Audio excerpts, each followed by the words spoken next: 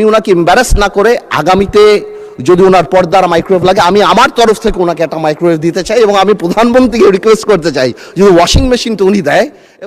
Madam speaker, আপনাকে ধন্যবাদ।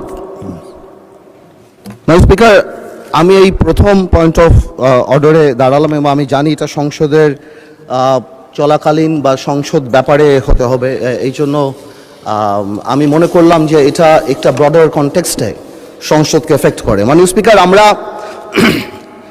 অনেক কষ্টের পরে এই পার্লামেন্ট আমরা পেয়েছি এবং আমি আমার প্রথম স্পিচেও বলেছিলাম যে the best part of the parliament এই যে এখানে স্বৈরাচারের কোনো দোসর বা ফ্যাসিস্টের কেউ নেই।